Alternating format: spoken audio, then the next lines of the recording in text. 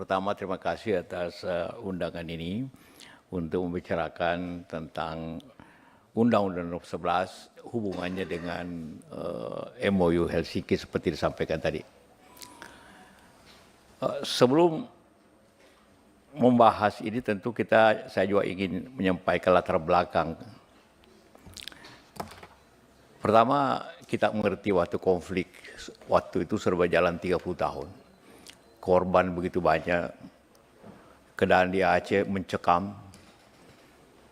Kalau sekarang Bapak datang ke Aceh tentu sampai tengah malam bisa minum kopi. Zaman dulu itu jam 6 semua sudah tutup toko. Itulah kehidupan tentu yang kita sangat sedih melihatnya. Sehingga kami dan tentu juga Pak SBY mendukung untuk segera kita selesaikan masalah ini. Kita mempelajari masalahnya sebenarnya. Kenapa terjadi konflik itu? Jadi ini latar belakangnya.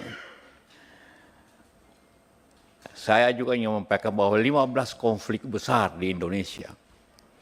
Mulai daripada Madiun, RMS, DITI, PRRI, Permesta, dan Poso, Ambon, Aceh, Papua, Kalimantan, dan 15 yang korbannya lebih 1.000 orang. Banyak konflik-konflik kecil, tapi banyak. Dari 15 itu, 10 disebabkan karena ketidakadilan. Ketidakadilan. Mulai daripada DITI karena merasa tidak masuk dalam struktur walaupun sudah berjuang sedikit di Sulawesi Selatan. Kemudian PRRI Permesta merasa bahwa pembangunan di daerah kurang dibanding dengan pusat. Ini pandangan mereka.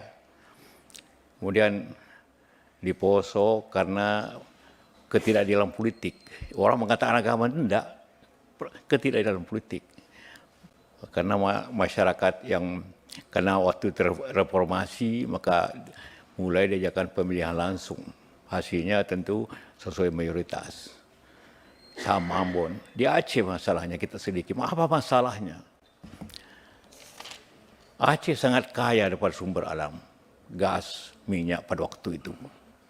Tetapi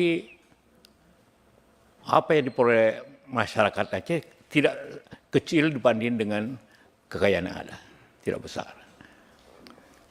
Maka terjadilah suatu pikiran yang berakhir dengan konflik negara. Jadi sebenarnya Aceh itu masalah ketidakadilan ekonomi. Intinya. Banyak orang katakan masalah syariah. Tidak. Di MOU ini satu pun kata syariah tidak ada. Karena itu bukan masalahnya dari banding dengan kondisi yang ada. Masalahnya karena ketimpangan ekonomi yang dirasakan oleh masyarakat. Padahal gas dan sebagainya dihasilkan luar biasa di Aceh pada waktu itu.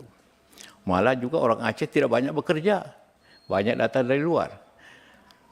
Jadi intinya kemudian yang kita urutkan ialah bagaimana perdamaian itu kita lakukan dan menciptakan keadilan masyarakat sehingga tumbuh kepercayaan hubungan kembali.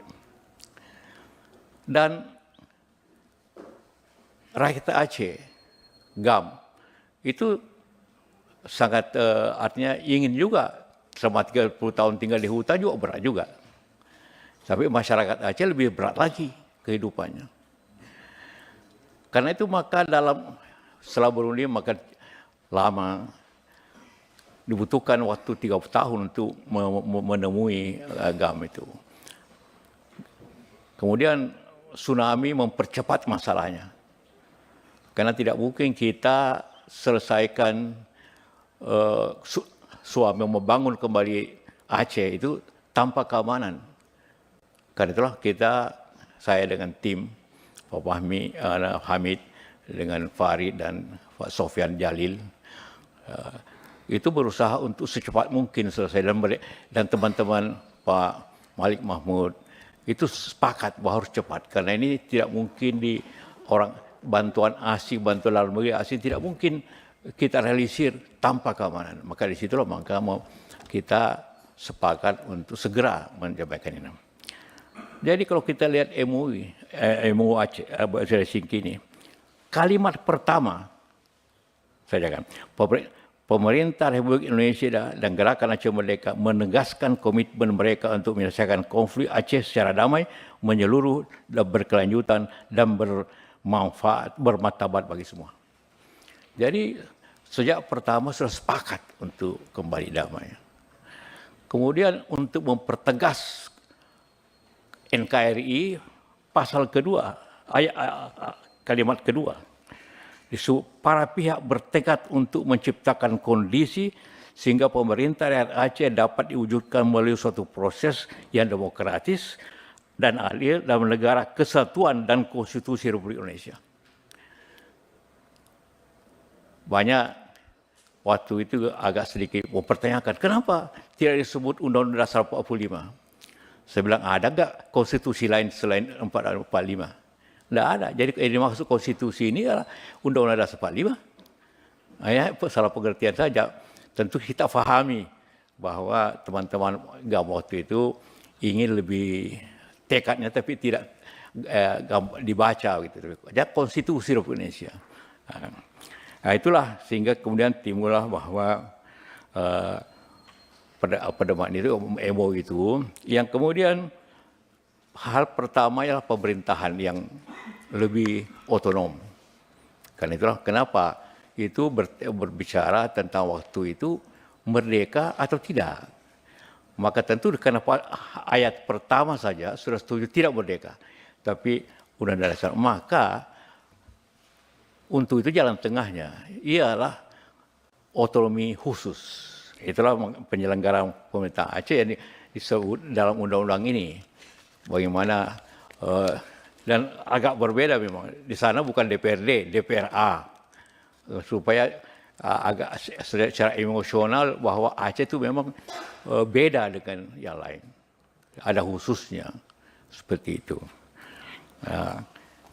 Karena itulah maka di sini juga diwajibkan bahwa 1 tahun setelah ini harus ada undang-undang pemerintahan Aceh.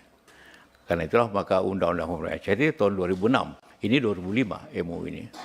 Jadi tentu tadi sudah disampaikan oleh Pak Ketua, di samping tadi apa arti khusus dalam pemerintahan sudah dijelaskan di sini. Kemudian soal politik, partai politik, perdebatan terakhir ialah partai lokal di sini. Sesuai undang-undang, partai kita bersifat nasional. Itu paling menegangkan hari malam terakhir selesai ini tentang partai lokal. Dalam saya tengah malam waktu perundingan itu saya tidak pernah tidur karena beda 6 jam. Kalau Hamid yang pimpin delegasi Indonesia, saya jelaskan dulu bahwa Hamid ini pimpin delegasi Indonesia, itu berunding sampai jam 6 sore. Berarti sini sampai jam 12 malam. Harus nungguin. Dan saya harus berkomunikasi, mengambil keputusan tepat waktu. Tidak ada tunda-tunda. Tidak ada nanti konsultasi dengan saya, tidak. Telepon saya terhubung terus dengan Hamid, dengan teman-temannya untuk mengetahui bahwa kita harus mempercepat ini situasi. Targetnya waktu itu, saya bilang harus selesai bulan Juli. Kenapa? Karena tsunami itu tanggap daruratnya itu 6 bulan. Dari Januari sampai Juni, berarti ini harus selesai Juli supaya rekonstruksi dapat terjadi dengan damai. Itulah filosofinya kenapa ini harus cepat waktu itu. Nah, begitu juga hal-hal lain yang sulit termasuk juga di undang-undang ini. Soal Kapolda, soal pemilihan gubernur dan macam-macamnya. Saya yakin sudah saya baca ini undang-undang sudah ada semua terlihat di sini. Hak asasi manusia saya jelaskan tadi. Kemudian masalah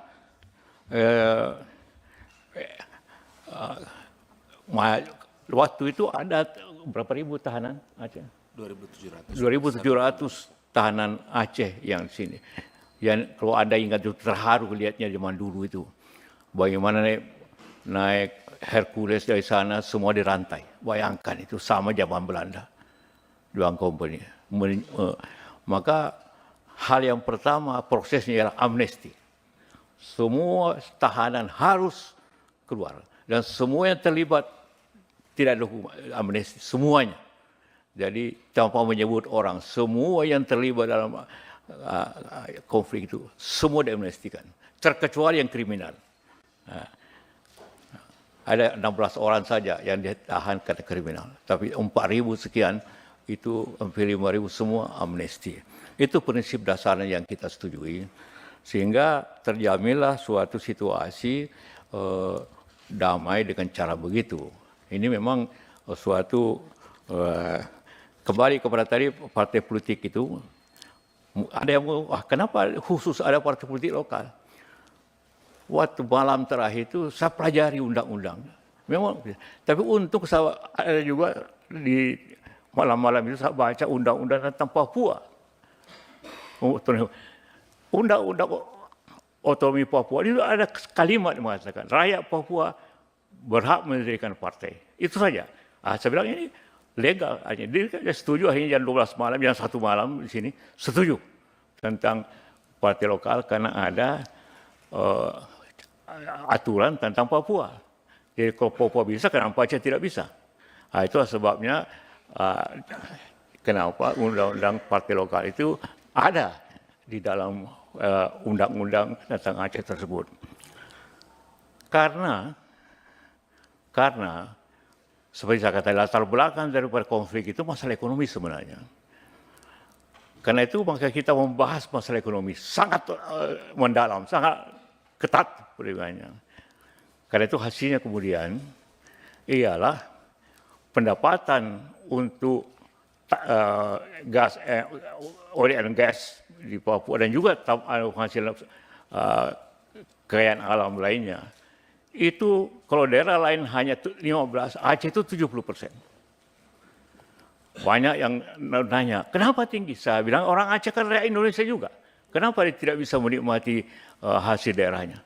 Ini bukan untuk orang asing. Sesuai dengan awal mulainya, saya bicara dengan Panglima TNI, Pak Panglima. Asal mulanya kenapa kita bisa selesaikan. Panglima, ini pemerintah mau bicara tentang perdamaian. Bagaimana pendapat Anda? Sederhana saja. Dia bilang tidak ada panglima yang ingin anak buahnya tewas. Saya bilang berapa jumlah yang tewas tentara di sana? Sebuah angka yang cukup besar.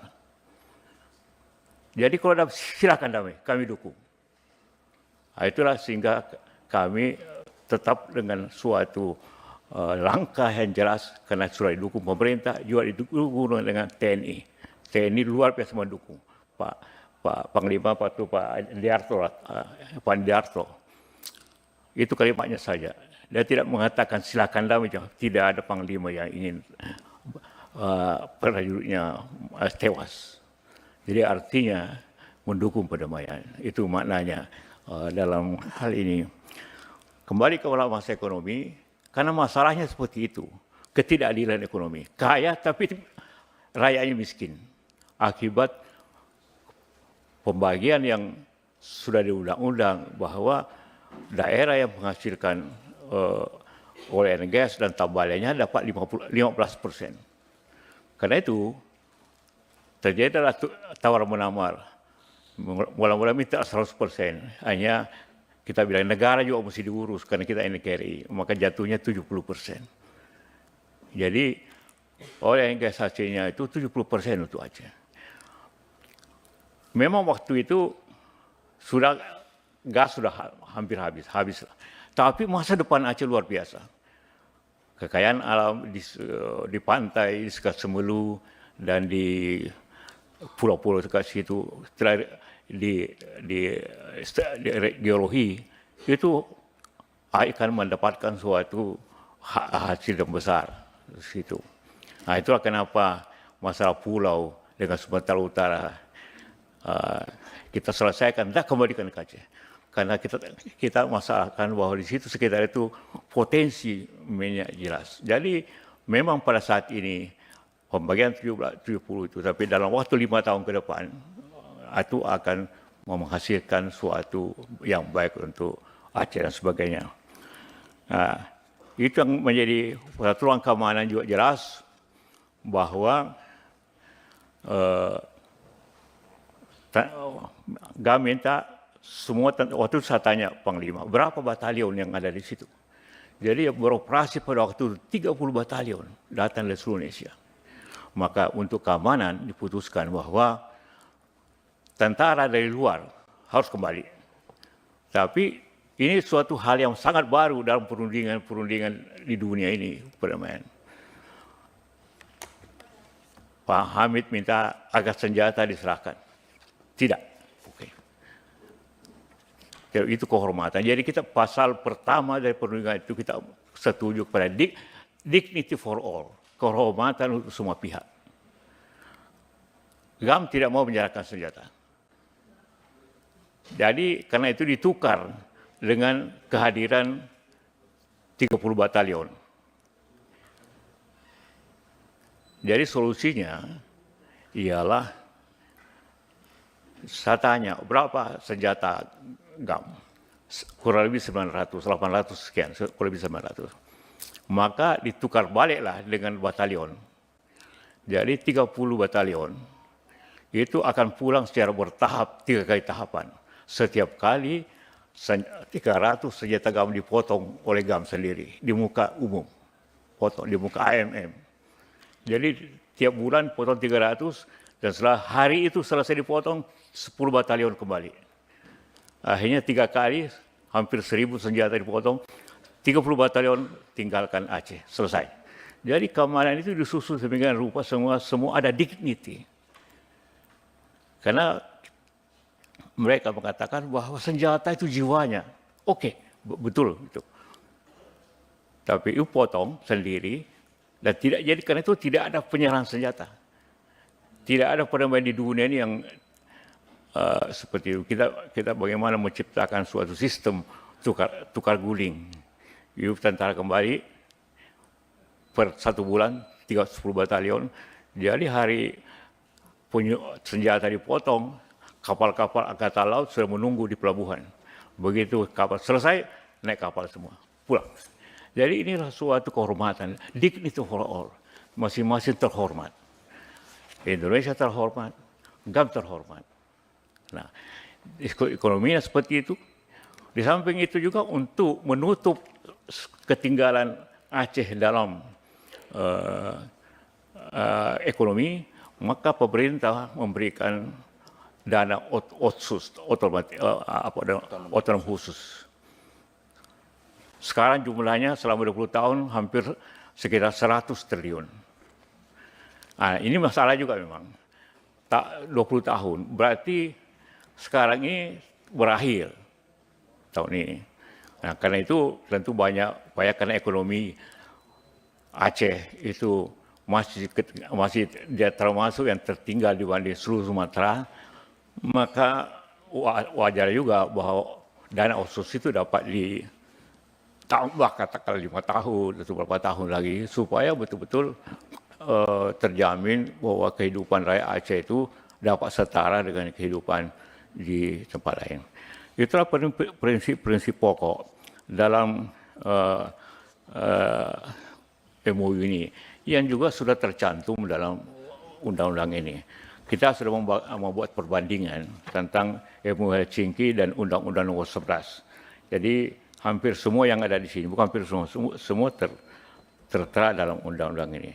Karena itu tentu kami tidak membuat usulan, justru kami ingin mendengarkan usulan apa yang ingin merevisi undang-undang itu selama hal itu tertera dalam MOU ini.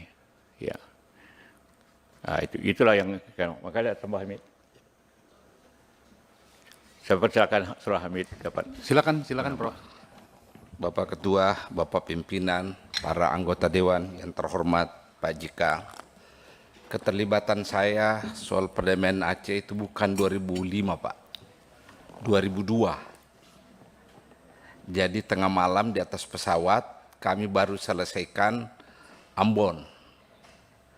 Pak JK mengatakan, Hamid, masa kita urus bagian timur Indonesia, yakni Poso dan Ambon. Tidak adil kita sebagai bangsa. Kita ke barat. Saudara-saudaramu di Aceh itu lebih parah karena sudah 30 tahun hidup dalam ketakutan dan berdarah-darah. Siap Pak. Besoknya Pak JK panggil saya ke rumahnya. Mit, saya sudah bicara presiden, kita berangkat mengurus Aceh. Jadi itu saya ingat 27 Februari 2002 Pak. Nah, sejak itulah bolak-balik. Apakah bersama beliau atau saya dengan almarhum Dr. Farid bolak-balik ke Eropa mencari siapa sebenarnya pemimpin GAM ini. Dan itu berkali-kali juga gagal Pak. Selalu bertemu salah orang. Ya, ada kalanya bertemu broker, macam-macam itu Pak. Ya, betul Pak. Pernah juga Pak, kami tinggalkan Indonesia habis buka puasa, berunding di Malaysia, pulang menjelang subuh hari, yakni setelah sahur, dan tidak ada yang tahu misi itu. Di Batam juga kami keliling. Sekedar gambaran ke Bapak, saya dan Pak JK bersama Pak Farid itu menemui pimpinan GAM, aktivis GAM di Belanda. Untuk mencairkan suasana, kami naik perahu kecil itu di kota Amsterdam. Pak JK itu minta saya apit. Kok bisa diapit di perahu itu bersama orang GAM? Setelah di hotel saya tanya, kenapa Bapak harus diapit tadi? Dia bilang, itu kan pimpinan GAM, belum menjadi teman kita. Nanti dia hilang emosi, dia dorong saya ke air. Terus saya bilang, Pak, tapi itu kan airnya tidak dalam. Itu kan kayak selokan-selokan saja. Terus dia bilang, Hamid, agak tinggi suara. Hamid, dalam atau dangkal, persoalan buat saya karena saya tidak tahu berenang. Jadi ya itulah kisahnya Pak. Nah, ada beberapa catatan saya yang ingin saya share ke bapak-bapak. Ya, itu pembicaraan yang banyak mendominasi dialog itu adalah amnesti. Amnesti Pak. Setiap itu kan 5 putaran, setiap putaran itu amnesti banyak.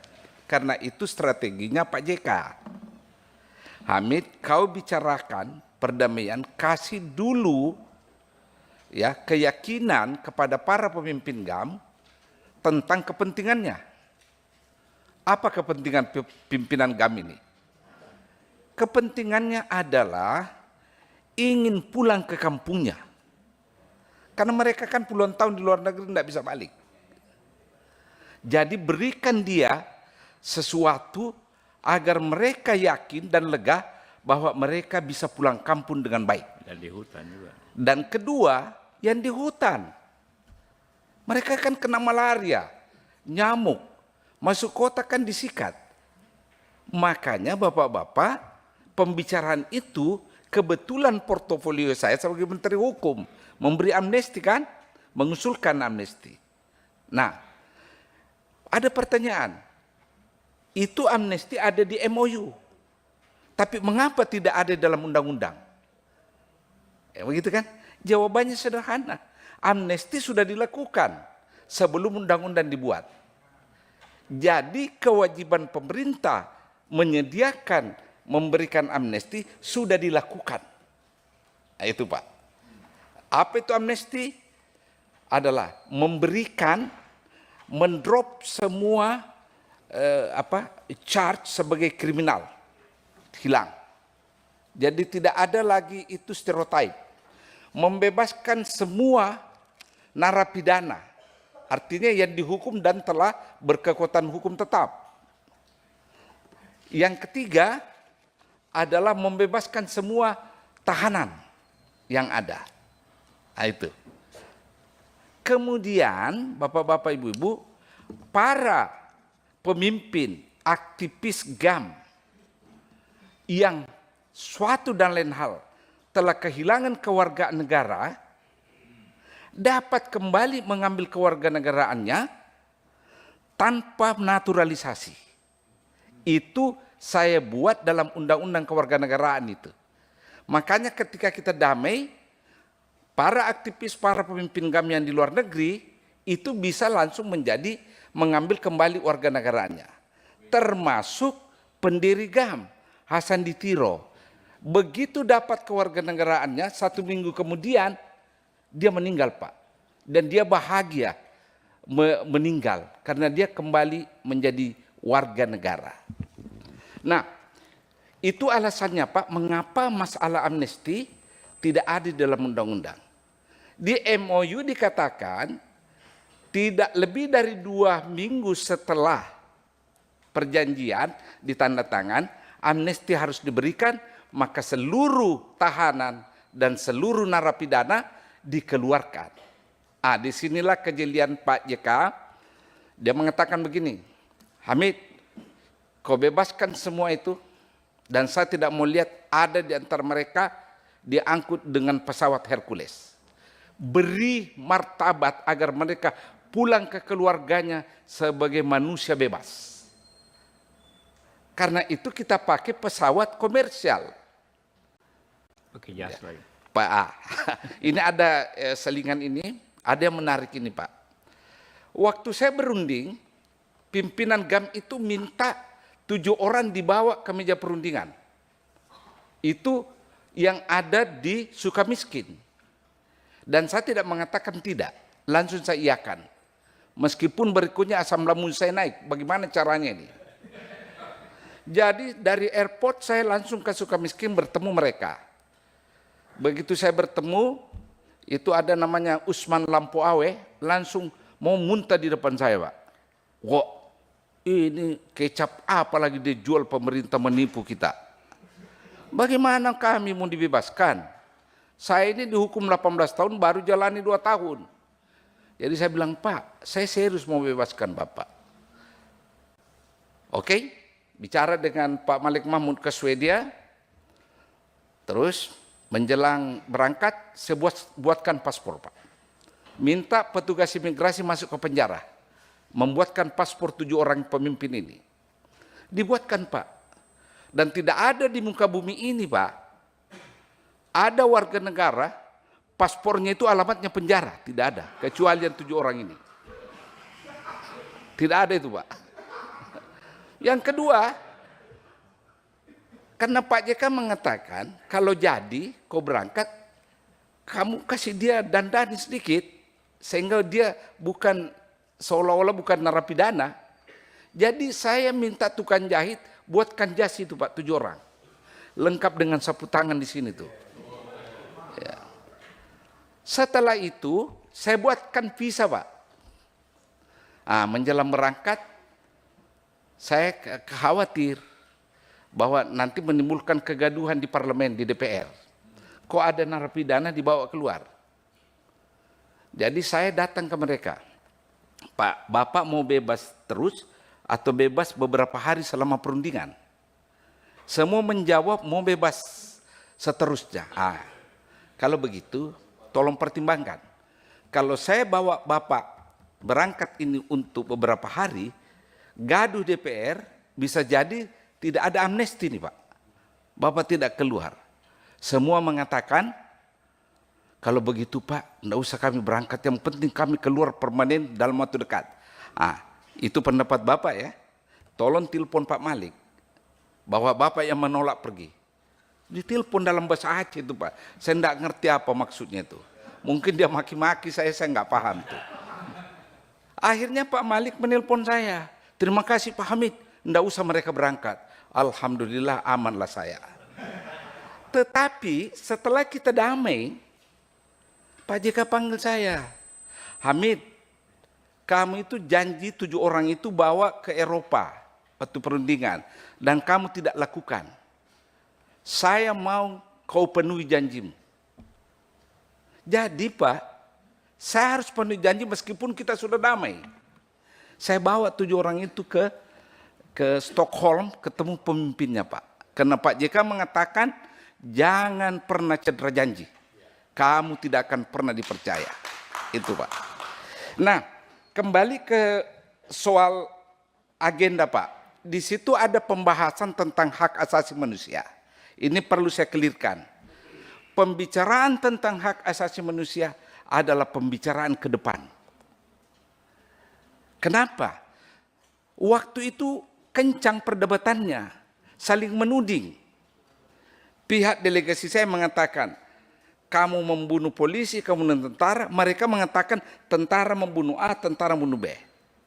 Karena itu diambil jalan tengahnya. Oke, kita mau damai, mari kita lihat ke depan.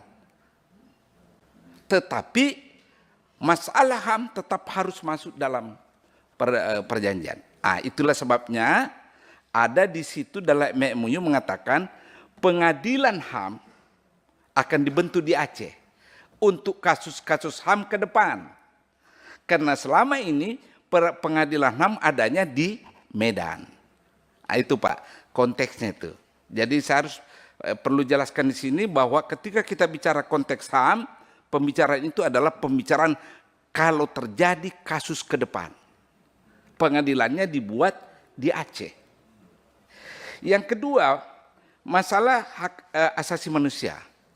Waktu itu Pak, memang saya sebagai Menteri Hukum merencanakan meratifikasi Konvensi Internasional tentang hak-hak sipil politik dan hak-hak ekonomi.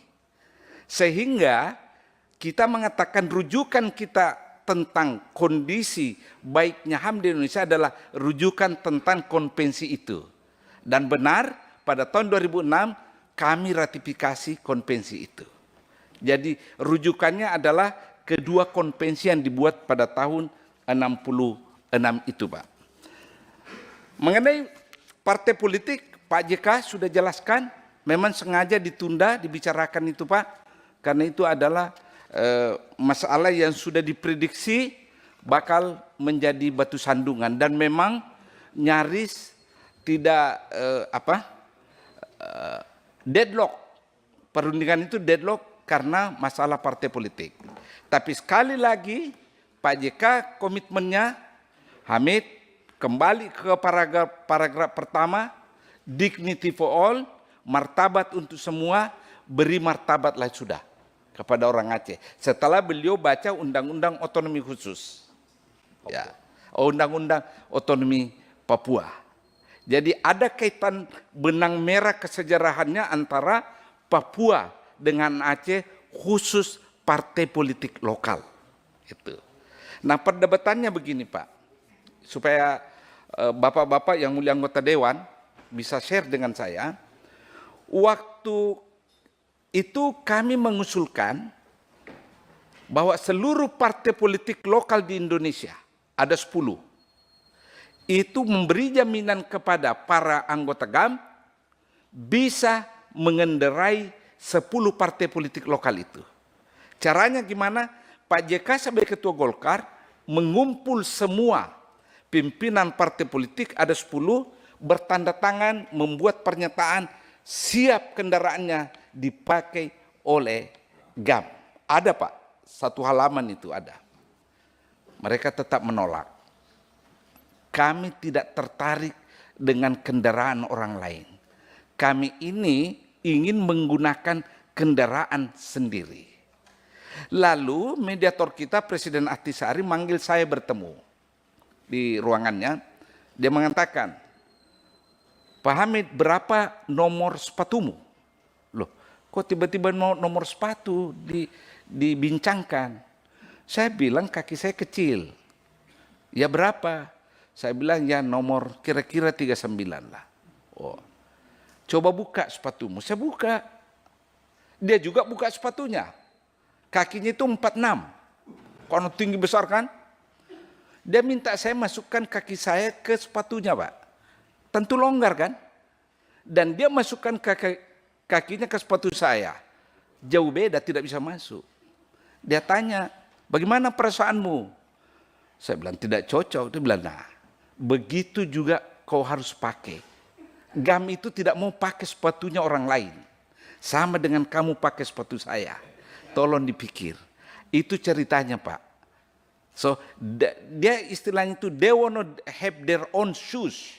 Dia mau sepatu mereka sendiri. Itu jadi proses perbincangannya seperti itu mengenai masalah partai politik. Pak JK belakangan mengatakan bahwa benarlah itu kasih partai politik sebagai bagian dari ikhtiar kita memberi martabat ke orang Aceh yang memiliki sifat-sifat kekhususan. Ya. Di situ juga ada istilah Pak, dan ada dalam undang-undang tentang simbol-simbol dan bendera Aceh. Ini perlu saya jelaskan, ketika kita berunding Pak, intinya itu semua simbol, lambang dan bendera yang pernah digunakan oleh GAM pada saat kita sudah menandatangani perdamaian itu tidak boleh lagi dipakai. Nah, itu.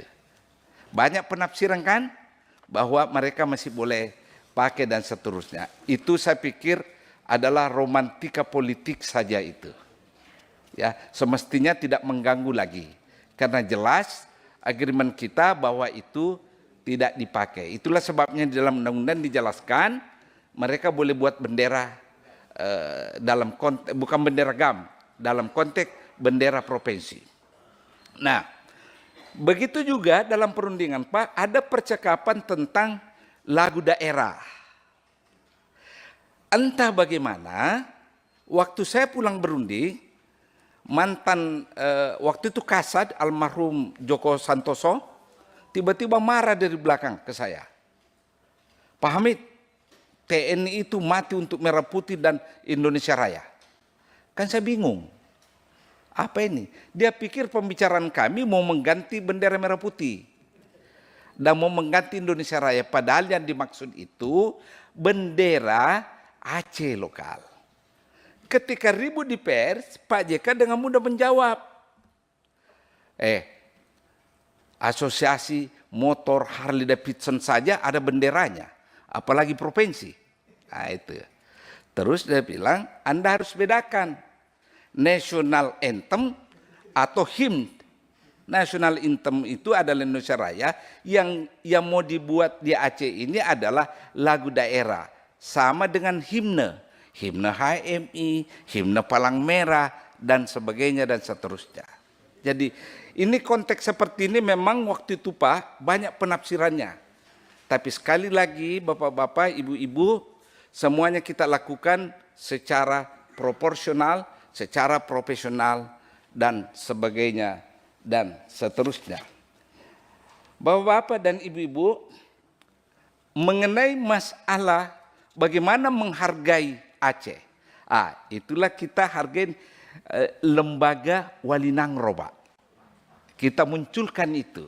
Kenapa? Walinangro itu adalah lembaga sosial yang berurat berakar dalam budaya Aceh sebagai lembaga pemersatu dan penjaga adat istiadat. Kami tidak maksudkan itu adalah lembaga tandingan pemerintahan, bukan. Lembaga penyatu, lembaga pemelihara adat istiadat. Itulah salah satu wujud dari dignity, martabat orang Aceh. Kita pelihara lembaga adatnya, Walinangro Aceh. Saya kira pengantar saya, bapak-bapak dan ibu-ibu para anggota dewan yang terhormat, saya bisa saja berdiskusi dengan bapak-bapak semua. Ya, terima kasih. Tepuk tangan dulu, Bapak Ibu. Mungkin tambah sedikit. Silakan. Dari sekian pasal di EMU ini, yang agak panjang ekonomi. Tapi ekonomi itu memang boleh mengatakan, tapi tidak mudah. Contohnya saja, Aceh berhak, pasal 131, Aceh berhak memperoleh dana melalui hutang luar negeri. Kita bilang silakan, tapi tidak ada yang mau kasih tanpa jaminan Bank Indonesia atau apapun. Jadi memang tidak mudah. Sama dengan bahwa pelabuhan, bandara dikelola oleh Pemda Aceh. Itu juga boleh, cuma tidak bisa dilaksanakan oleh pemerintah Aceh karena butuh biaya besar. Jadi tetap aja rule nasional. Jadi banyak hal yang boleh. Seperti Aceh boleh menentukan bunga sendiri. Silakan aja. Tapi itu sulit dilaksanakan. Kalau begitu bunga rendah ditentukan, maka orang pergi ke tempat lain. Jadi tetap saja beberapa hal ini tetap nasional. Kemudian ada dua hal yang selalu pending dalam pembicaraan. Pertama tentang tak lahan. Di sini di pasal 325 tentukan bahwa pemerintah RI akan mengolesikan tanah pertanian. Ada panjang. Tapi ini sudah ditawarkan pada awalnya, namun mantan kami kata kami bukan petani, tinggal di kota dan sebagainya. Jadi akhirnya diganti dengan uang. Karena itu dibentuklah namanya BRA, Badan Rekonsiliasi Aceh atau apa? Badan Rekonsiliasi Aceh. Maka diberikan kepada seluruh kombatan yang jumlahnya 3.000 dana khusus daripada dana itu triliunan juga anunya. Kemudian masalah bendera juga masih menjadi pending.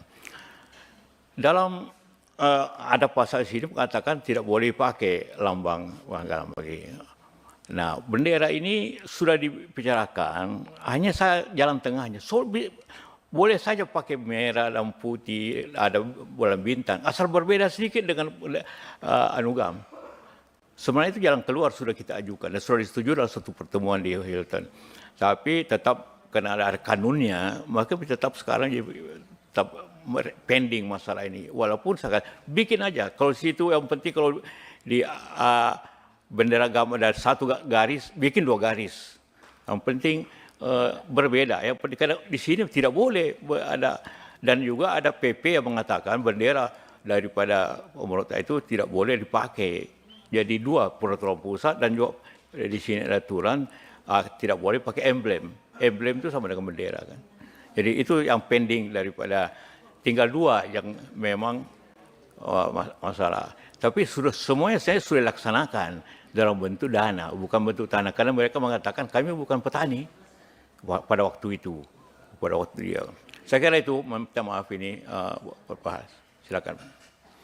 Pak Hali tadi juga betul sama dengan Ibu tadi bahwa konflik di Aceh bukan hanya yang terakhir, tapi DI, TI dan sebagainya. Itu juga dasarnya ketidakadilan. Ya, semua konflik hampir seperti itu, melawan pusat. Jadi konflik itu ada 2 macam. Konflik horizontal dan konflik vertikal. Kalau konflik horizontal antara komunitas dan komunitas, kayak Aceh, Poso, komunitas. Tapi ini kalau melawan negara, vertikal. Ya. Kenapa kita minta bantuan daripada Ahtisari? Jadi banyak juga partisipasi Ahtisari, mantan Presiden Finland, karena ini vertikal. Jadi kalau horizontal, pusat yang jadi mediator. Karena 2 pihak. Tapi kalau ini mesti mediatornya pihak ketiga. Karena itu kita pilih mediatornya Ahtisari. Dan mesti di Uni Eropa. Karena pemimpin GAM itu Pak Malik dan saya ini ada di Eropa. Sehingga jangan terlalu jauh dari Eropa. Jangan juga dibikin karena itu tidak dibikin di Jakarta, di Indonesia, tidak dibikin di Swedia. Tapi negara yang dekat Swedia. Itu alasannya kenapa ini Finland selalu kita sebut seperti itu. Memang konfliknya 3 kali, betul Pak katakan. Ya, dalam bentuk itu. DIT ini ada 3 tempat, Aceh, Jawa Barat, dan Sulawesi Selatan. Juga didasari karena itu.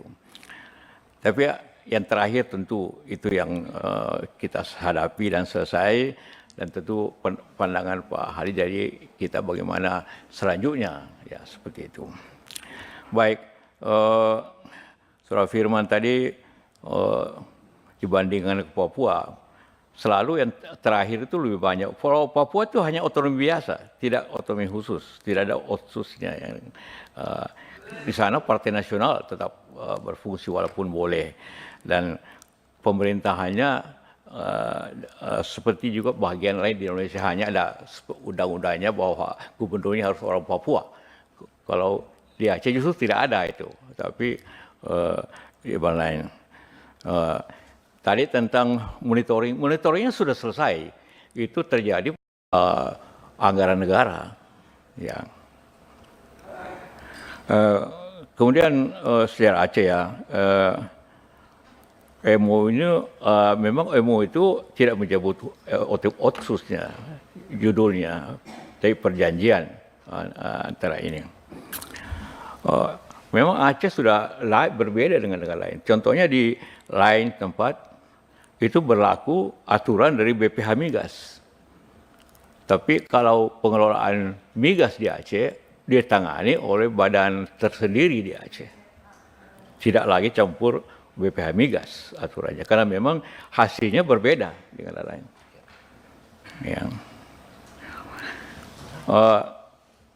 Soal nama pemerintah Aceh, Darussalam. Dulu waktu Gus Dur itu dipakai Aceh Darussalam. Istrinya bagus, daerah yang keselamatan gitu kan, daerah yang apa. Tapi dalam perjanjian ini hanya Aceh gitu kan. Ya. Kata Aceh saya tidak ada lagi lanjutan Darussalamnya, tapi Aceh saja. Jadi itu kita harus ikuti sesuai dengan perjanjian ini.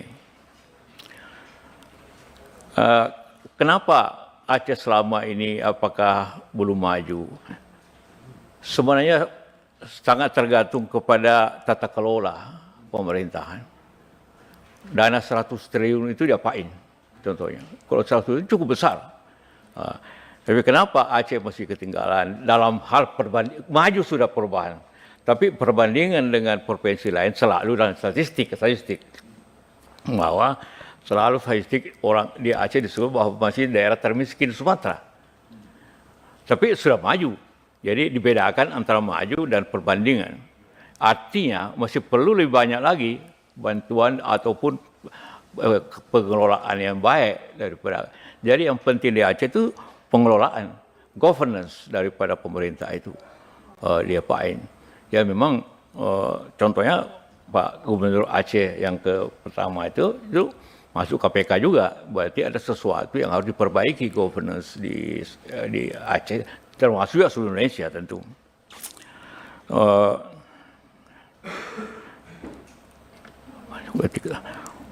Partai politik lokal seperti saya jelaskan sebelumnya bahwa itu adalah hasil daripada suatu prinsip otonom dipakai. Seperti yang katakan, Papua pun bisa, walaupun Papua tidak memanfaatkan pasal itu. Kalau kita lihat, Jogja juga daerah khusus, Jakarta juga daerah khusus juga, tapi tidak memanfaatkan aturan ini. Hanya Aceh memanfaatkan untuk memberikan, tapi hanya partai itu hanya dapat mengambil aturan di daerah itu, tidak bisa keluar secara nasional, tidak mengatur Sumatera Utara dan sebagainya, tapi hanya untuk Aceh saja.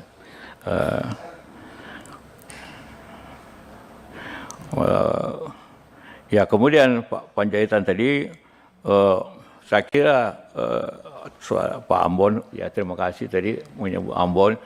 Jadi kami ini bertiga sebenarnya dengan almarhum. Selesaikan Poso dulu, itu tingkat kabupaten. Maluku tingkat provinsi. Setelah itu saya bilang, mari kita selesaikan masalah nasional. Jadi Ambola itu. Setelah itu internasional. Kita selesaikan masalah Afghanistan, juga dan beberapa mancanegara, seperti itu.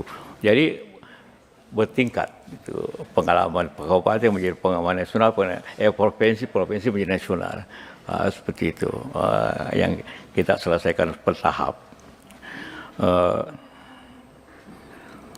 Kemudian Pak Panjaitan ya setuju bahwa boleh direvisi asal tidak bertentangan dengan perjanjian ini, karena ini sudah menjadi undang.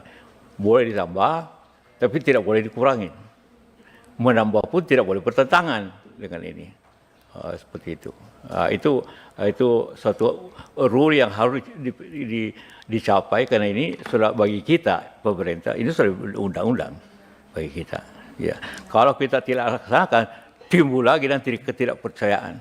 Kenapa selama masa saya harus betul-betul dilaksanakan betul seluruh pasal demi pasal daripada ini, terkecuali kalau memang tidak bisa dilaksanakan.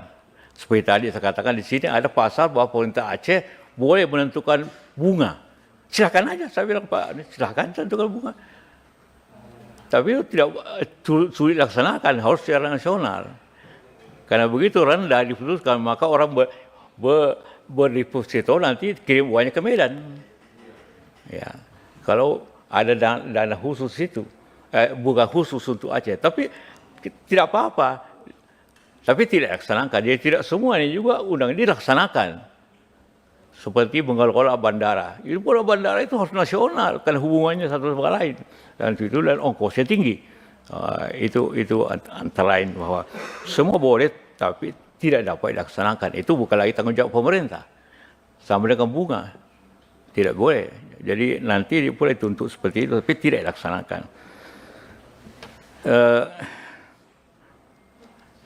Bagaimana Pak Martin tadi, bagaimana wajah Aceh ini memang perlu evaluasi sebenarnya, penilaian. Itu DPR lah yang menilai, pemerintah menilai DPR apa capai. Kenapa? Contohnya Aceh masih ketinggalan dibanding negara lain. Tidak ketinggalan, kalau zaman dulu sudah maju. Tapi kenapa? Saya kira antara lain ialah, minta maaf saya minum dulu. Karena orang-orang Aceh yang produktif sudah meninggalkan Aceh. Orang tenaga-tenaga yang ahli apa, itu ke Jawa atau ke Sumatera dan Malaysia. Jadi yang berani dan entrepreneur ada di Malaysia. Contohnya pedagang-pedagang. Jadi ini semua daerah yang konflik selalu begitu. Pergi orang-orang yang pintar-pintar, yang mandiri.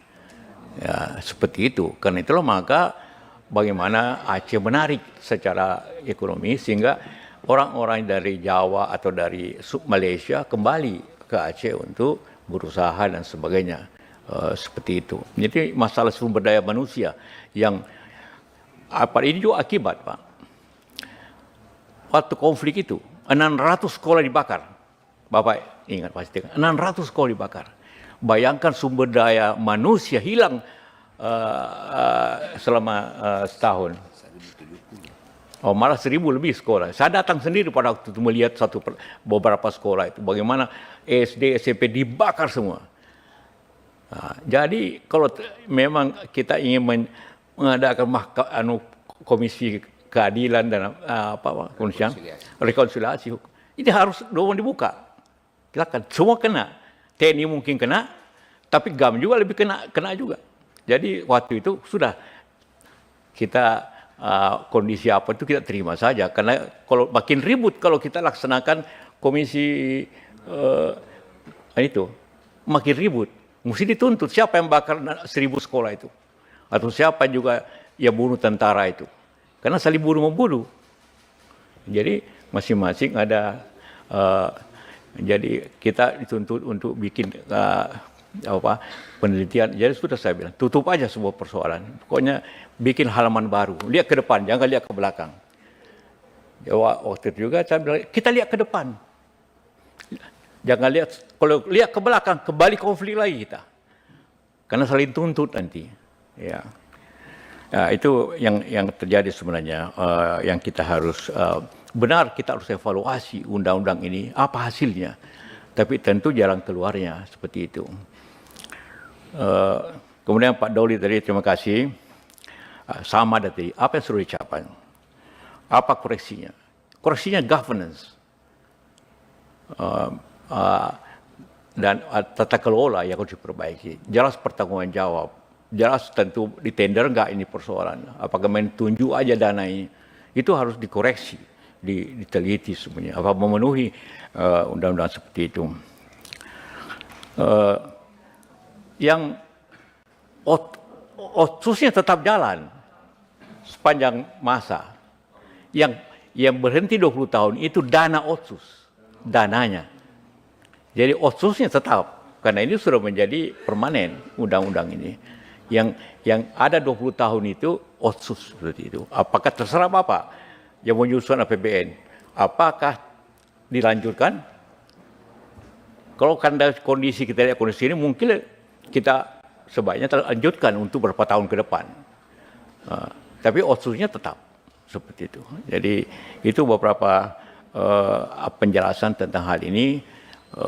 Mudah-mudahan insya Allah masa depan kita akan, mari kita lihat ke depan. Saya berapa bulan lalu saya ke Vietnam.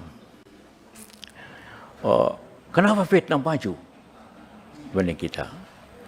Saya tanya menterinya, yuk bagaimana? Saya bilang, Mr. Kala, Pak Kala, kita setelah perang, kita lihat ke depan, tidak lihat ke belakang. Kenapa hubungannya dengan Amerika, ekspor Vietnam terbesar ke Amerika? Padahal dia perang hampir 20 tahun. Jadi sama dengan Aceh. Mari Aceh kita lihat ke depan. Apa usaha ke depan? Bukan selalu melihat ke belakang. Karena supaya jangan konflik lagi. Saya kira itu Pak yang kita. Download Tribun X sekarang. Menghadirkan lokal menjadi Indonesia.